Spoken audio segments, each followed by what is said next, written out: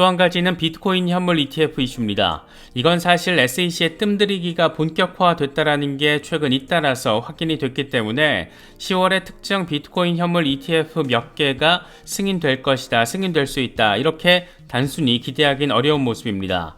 SEC는 블랙록과 발키리, 비트와이즈가 신청한 비트코인 현물 ETF 승인을 연기시킨 데 이어서 이번에 바네크의 비트코인 현물 ETF 승인도 연기했습니다.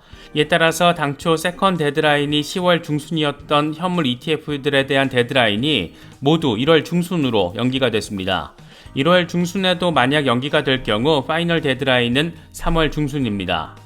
만약 파이널 데드라인인 3월 중순에 비트코인 현물 ETF가 일괄적으로 출시 승인된다라면 이건 암호화폐 시장 전반에 있어서 말 그대로 대박 이벤트가 될 수밖에 없습니다. 4월에 비트코인 반감기가 예정돼 있기 때문입니다. 물론 미국 SEC가 어떤 정치적인 의도를 갖고 이번 승인 신청 자체를 거부할 수도 있겠지만 이더리움 선물 ETF까지 승인이 된 마당에 마냥 연기나 거부만으로 대응하기는 어렵지 않을까 생각됩니다. 특히 이런 분위기는 SEC 위원장 쭈꾸미 대가리의 최근 멘트를 통해서도 느낄 수가 있었는데 이 양반은 지난주 하원 금융서비스위원회 청문회에서 법원이 비트코인 현물 ETF 승인을 거부한 SEC의 근거를 기각했는데 앞으로 비트코인 현물 ETF를 승인할 계획이 있는가라는 질문을 받았고 우린 항소 법원의 결정을 기다리고 있다. 다른 위원들보다 앞서 나가기를 원하지 않는다. 이렇게 답했습니다. 비트코인 현물 ETF 상품 자체에 문제가 있다는 것을 언급하지 않고 SEC가 주도적으로 나서서 우선적으로 승인하고 싶지는 않고 분위기를 좀 더 보겠다. 이딴 소리를 날린 겁니다. 어쨌든 상품 자체의 문제를 반박하지 않았다라는 점은 우리 같은 투자자들에게는 긍정적인 부분입니다. 이날 청문회에서 꽤 재미있는 질문도 등장했었는데 리치 토레스 뉴욕주 하원 의원은 포켓몬 카드를 구매하는 것도 증권법 적용을 받아야 하는가? 토큰화된 포켓몬 카드를 블록체인 기반 거래소에서 거래를 해도 증권에 해당하는가? 이렇게 질문을 했고 이에 대해서 갠슬러는 증권성 판단엔 더 많은 정보가 필요하다 이렇게 답을 하면서 즉답을 피했습니다. 이게 재밌는 것은 포켓몬 카드 구매자들은 콘텐츠를 지속적으로 생산하는 게임사의 노력에 따른 수익을 기대하면서 카드를 사고 있기 때문인데 이런 논리를 갠슬러의 주장에 맞추자면 증권법 적용을 받아야 합니다. 지금 현행 SEC의 주장대로라면 포켓몬 카드 구매자들은 기업의 수익을 기대하고 추후 포켓몬 카드 가격이 더 오를 거라는 기대를 갖고 있었고 그렇게 투자 계약을 맺은 것에 해당하기 때문입니다. 어쨌든 다시 비트코인 현물 ETF 이슈로 돌아와서 이야기를 하자라면 이런 시나리오에 대해서도 생각이 가능합니다. 만약 SEC가 내년 3월 파이널 데드라인의 최종 승인 거부를 결정하는 상황입니다. 이게 가능성이 아예 없는 건 아닌데 이럴 경우 두 가지 시나리오를 생각해 볼 수가 있습니다. 첫 번째는 그레이스케일과 마찬가지로 블랙록 등이 SEC를 상대로 소송을 내는 건데 이렇게 되면 법원은 그레이스케일 때 그랬던 것처럼 미국 SEC가 재심사를 하게끔 만들어버릴 수가 있습니다. 이건 사실 시간과 에너지 낭비가 불필요하게 벌어지는 상황으로도 바라볼 수가 있습니다. 또 하나는 내년 11월 미국 대선 이슈입니다. 공화당이 만약 승기를 주게 되면 SEC 위원장 교체는 1000% 확률로 당연한 것이 됩니다. 이와 관련해서 SEC의 인터넷 집행국장 출신 존 리드 스타크가 재미있는 전망을 제시했었는데 내년 대선에서 공화당이 승리를 하면 비트코인 현물 ETF 출시를 승인할 가능성이 높다. 트럼프는 암호화폐 회의론자로 유명하지만 강력하고 열정적인 암호화폐 보유자 유권자층을 확보하기 위해서 입장을 크게 선회할 수도 있다. 이렇게 평가했습니다. 이게 좀 말이 되는 것은 트럼프는 이더리움 기반으로 자신의 NFT를 출시해서 완판시키기도 했고 자신의 몫으로 받은 로열티를 이더리움으로 가지고 있는 이더 홀더이기도 합니다. 이런 상황이 현실화되면 반감기 이후 랠리를 진행하는 비트코인에게 어마어마한 호재가 될 수밖에 없는 상황, 이런 것도 생각해보기에 충분해 보입니다.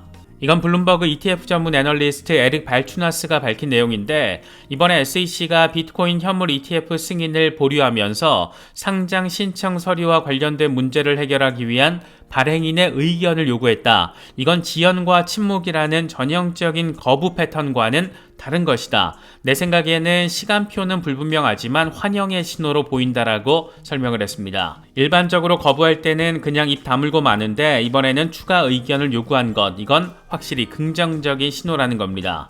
어쩌면 연말에 의미 있는 선물이 시장에 등장하게 될 수도 있지 않을까, 이런 생각이 드는 것은 꼭 기분 탓만은 아닌 것 같습니다. 물론 그럼에도 불구하고 비트코인 현물 ETF에 대한 승인 기대감을 키우는 소식들 지속되고 있습니다. 이번에는 SEC 위원장 퇴임 하루 전에 리플을 상대로 소송을 내고 토꼈던 전 SEC 위원장 제이 클레이튼입니다. 이 양반은 CNBC와의 인터뷰에서 CFTC와 SEC 모두 비트코인을 상품으로 분류하고 있다. 비트코인 현물 시장은 3에서 4년 전과 비교해서 뚜렷하게 효율성이 개선됐다. 미국에서 비트코인 현물 ETF 승인은 불가피한 현실이다. 비트코인 현물 ETF는 승인될 수밖에 없다. 이렇게 강조했습니다.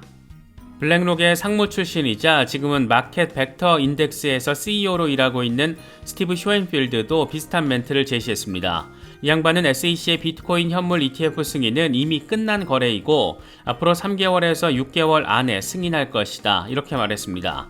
그러면서 비트코인 ETF 투자 상품에 1,500억 달러에서 2,000억 달러 수준의 대규모 자금 유입이 있을 것이다. 특히 이번에 SEC가 전체 신청을 완전히 거부하는 대신 의견을 추가로 요구한 것은 상당한 개선이다라고 평가할 수 있다. 이렇게 설명했습니다.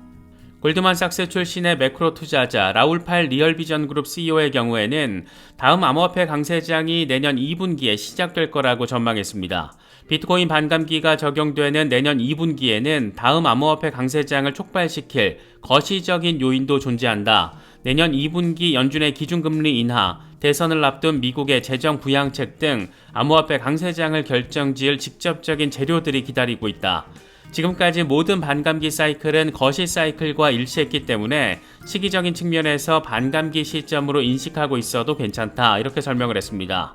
반감기를 맞아서 반등을 한다라는 반감기 내러티브는 잘못됐다라고 생각하지만 어쨌든 거시 환경과 맞물리면서 내년 2분기부터 강세장이 제대로 시작될 거라는 얘기를 지금 하고 있는 겁니다. 세계은행이 내년 중국의 성장률을 하향 조정한 것도 우려를 키우는 부분입니다. 내년 중국의 성장률을 4.8%에서 4.4%로 낮췄는데 그러면서 동아시아 개도국들이 50년 최저 성장률을 기록할 거라고 경고했습니다.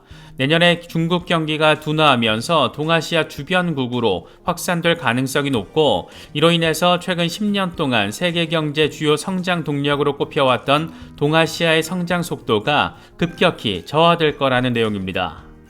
대중국 수출 비중이 높은 우리나라 역시 이 같은 상황에서 직접적인 타격을 받을 가능성이 상당히 높습니다. 특히나 우리나라의 경우에는 가계, 기업, 정부 모두 부채로 버티고 있는 구조이고 가계부채는 이미 GDP의 100%를 넘어선 아주 골 때리는 상황이 지금 이어지고 있습니다. 정부의 경우에는 한국은행을 마이너스 통장 삼아서 간신히 지금 버티고 있는데 한국은행에서 올해에만 100조 원을 빌리면서 13년 최대치를 확인했습니다. 가계가 부채로 버티고 있다 보니까 소비도 줄고 세금도 제대로 버티지 않다 보니 정부가 한국은행을 마통으로 사용하고 있는 그런 상황인 겁니다.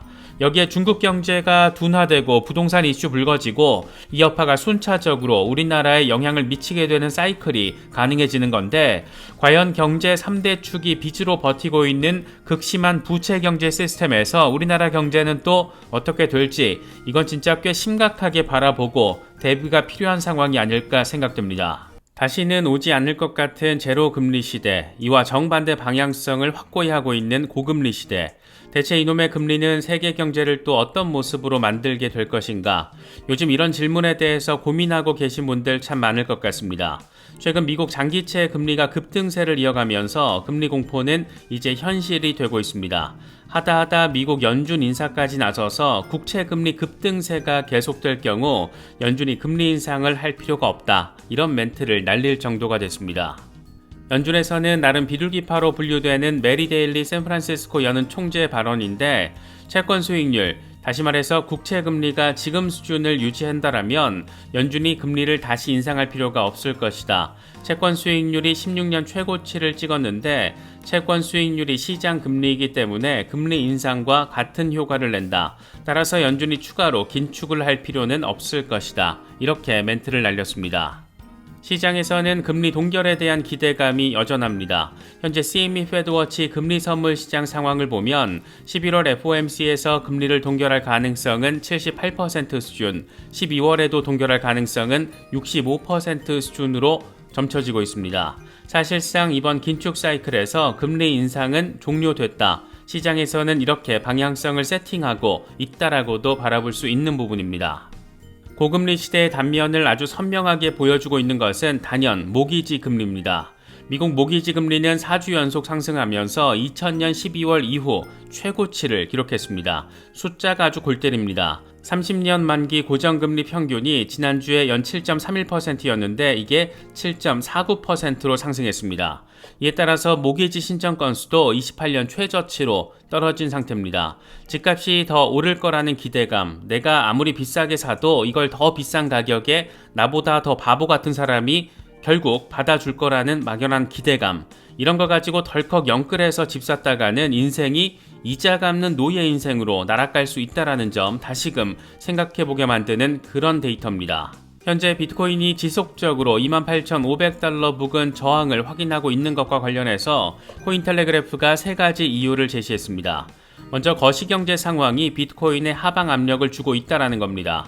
국채금리가 급등하고 이로 인해서 강달러 현상이 벌어지면서 비트코인 가격이 하방 압력을 받고 있다는 내용입니다. 두 번째 근거는 비트코인 장기 레버리지 활동이 감소했다는 점이 제시됐습니다. 월간 단위로 비트코인 선물은 보통 5에서 10% 연율 프리미엄으로 거래되는 게 정상적으로 평가받는데 이게 지금 5% 아래에서 거래가 지속되고 있고 이건 레버리지 롱 포지션에 대한 수요가 부족하다는 것, 그래서 비트코인 가격을 크게 밀어올릴 만한 힘이 지금 부족하다는 겁니다. 마지막으로는 비트코인 현물 ETF에 대한 기대감이 상대적으로 약화됐다는 점이 거론됐습니다. 특히 그레이스케일 GBTC가 법원 판결을 통해서 현물 ETF 전환 가능성을 높였는데도 불구하고 여전히 19% 수준으로 할인 거래되고 있다는 점 근거 상황으로 제시됐습니다. GBTC 투자자들은 이게 비트코인 현물 ETF로 전환됐을 때 현물 가격대로 주식을 상환할 수 있는 그런 옵션을 갖게 되는데 이런 상황에서도 할인 거래가 된다는 것은 그만큼 비트코인 현물 ETF 승인에 대한 기대감이나 신뢰가 이전 같지 않다는 겁니다.